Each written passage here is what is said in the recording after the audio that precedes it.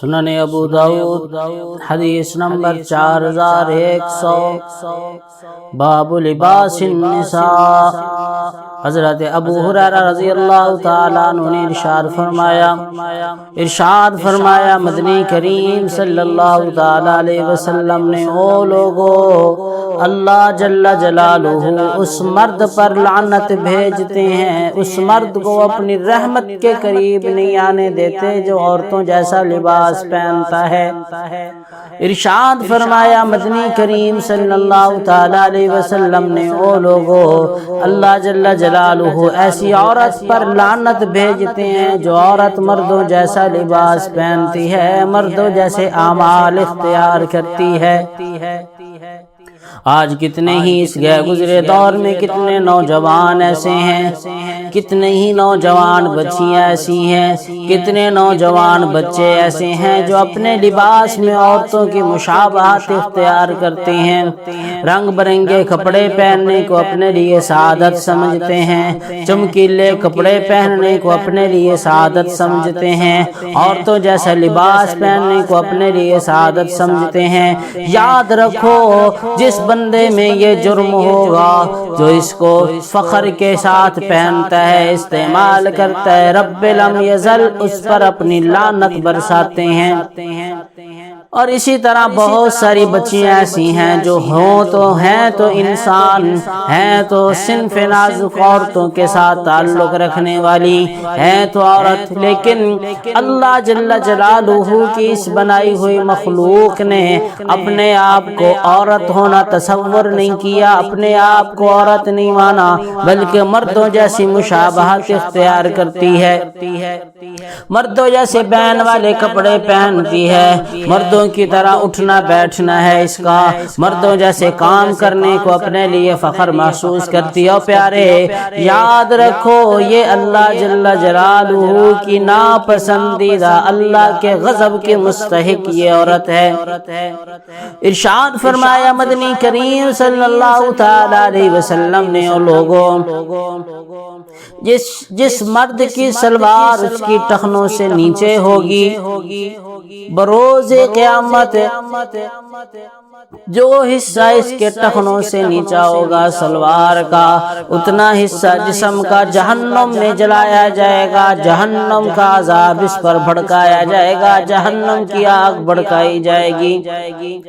اور جو شخص رب تعالیٰ کی نافرمانی کرتے ہوئے اپنے اس کام کا ارتکاب کرتا ہے، پھر کہتا ہے کہ میرے گھر میں برکت نہیں ہے، رزق میں برکت نہیں ہے، کیا کروں جاب سے بے عزتی ہو جاتی ہے، کیا کروں دکان پہ جاؤں سارا دن بیٹھ کے آ جاتا ہوں، کوئی گاہک منہ نہیں لگاتا، سارا دن بیٹھ کے آ جاتا ہوں، گاہک حال پوچھنے بھی نہیں آتا، سارا دن دکان پر بیٹھا رہتا ہوں، گاہک آتا ہے چیز کا ریٹ پوچھ کے چلا جاتا ہے، اگر کوئی چیز لے جائے تو پھر واپس کرنے آ جاتا ہے، صبح سے شام تک خالی ہاتھ بیٹھتا ہوں، شام کو جب واپس لوٹتا ہوں بچوں کے کھانے کے لیے کوئی چیز نہیں لا پاتا۔ او میاں تو نے اللہ جل جلالہ کی نافرمانی کی، سلوار کو ٹخنوں سے نیچے رکھا، رب تعالیٰ نے اپنی رحمت روک لی ہے۔ اسی طرح وہ عورت جو رب تعالیٰ کی نافرمانی کرتی ہے اور اپنی سلوار ٹخنوں سے اونچی رکھتی ہے، مرد یہ سلوار ٹخنوں سے نیچی رکھنے کو اپنے لیے فخر اور اعزاز سمجھتا ہے، اپنے لیے تکبر اور بڑی بہادری سمجھتا ہے، جبکہ رب تعالیٰ نے حکم دیا تھا کہ سلوار کو ٹخنوں سے اونچا رکھنا، لیکن وہ عورت جو اس میں اپنی بہادری سمجھتی ہے، تکبر اس بات میں سمجھتی ہے اور اپنا بڑا اعزاز سمجھتی ہے، میں سلوار کو ٹخنوں سے اونچا رکھتی ہوں۔ یاد رکھو اللہ نے اسے حکم یہ دیا تھا کہ سلوار کو ٹخنوں سے نیچے رکھے، یہ اوپر رکھ کے رب تعالیٰ کی نافرمانی کرتی ہے، رب لم یزل کے عذاب کو یہ دعوت دیتی ہے۔ اس لیے او پیارے اگر تم یہ چاہتے ہو کہ رحمتیں ہمارے گھروں پر بارش کی طرح برسیں، اگر یہ چاہتے ہو کہ اولاد فرما بردار ہو جائے، اگر عورتیں یہ چاہتی ہیں کہ ہمارے ہمارے گھر میں ایسی عزت ملے جیسے صحابہ کرام کی عورتوں کو عزت ملا کرتی تھی۔ اگر مرد یہ چاہتے ہیں ہماری دعائیں ایسی قبول ہوں جیسے اللہ کے ولیوں کی دعائیں قبول ہوتی ہیں، ہمارے گھر میں کوئی پریشانی نہ آئے، کوئی لڑائی نہ ہو، جھگڑا نہ ہو، کوئی فساد نہ ہو، کوئی آسیب ہمارے گھر میں نہ آئے، کوئی جنات کا غول ہمارے گھر میں داخل نہ ہو، اسے چاہیے کہ رب لم یزل کی نافرمانی چھوڑ دے، اللہ کی رحمت کی امید پر اپنے آپ کو رب کے فرما برداروں میں شامل کر لے، رب کی رحمتوں کے اترتا ہوا اپنی آنکھوں سے دیکھ لے گا۔ جی بڑی نافرمانی کی بات، اللہ جل جلالہ اس پہ لعنت بھیجتے، اللہ کے نبی لعنت بھیجتے ہیں، اولیاء اللہ اس پہ لعنت بھیجتے ہیں، اور یہ شخص بڑا تکبر سے کہتا ہے جی میری سلوار ٹخنوں سے میرے سے دیکھتی ہے، اور جی میں کیا کروں، اس میں تکبر سے چلتا ہے۔ اور وہ مرد جو اپنے آپ کو عورتوں جیسی حرکات میں سب سے بڑی وجہ اس داڑھی کو،